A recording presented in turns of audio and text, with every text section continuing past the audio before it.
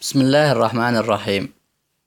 أحبتي في الله، سوف أقوم بشرح تطبيق متميز جدا لهواتف الأندرويد.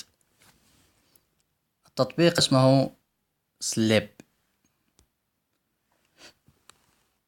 ما فائدة التطبيق؟ التطبيق له عدة فوائد من ناحية النوم، ومن هذه الفوائد متابعة سلوكك أثناء نومك. هل أنت من الناس الذين يشخرون؟ هل أنت من الناس الذين يتكلمون أثناء النوم؟ ستعرف ذلك من خلال هذا البرنامج، خاصة إن كنت عزوبيا ولست متزوجا، وهناك من يقول لك إنك تشخر وإنك وإنك وإنك أثناء نومك. تسجيل الشخير والكلام أثناء النوم نقوم بتفعيله، وهناك مضاد للتشخير وهو أهم ما في البرنامج. مضاد التشخير إما بالنقر أو بالاهتزاز أو كلاهما، هو دائما يكون على وضع تعطيل. أنت تضغط على مضاد التشخير وتضغط على كلاهما.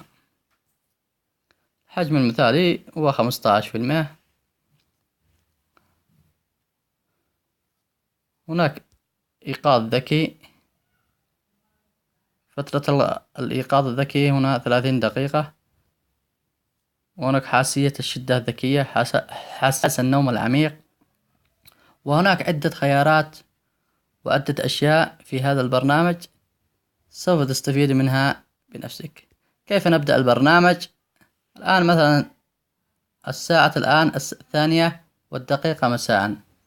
نضغط على كلمة المثالي ليحسب لنا وقت النوم المثالي الذي هو 7 ساعات.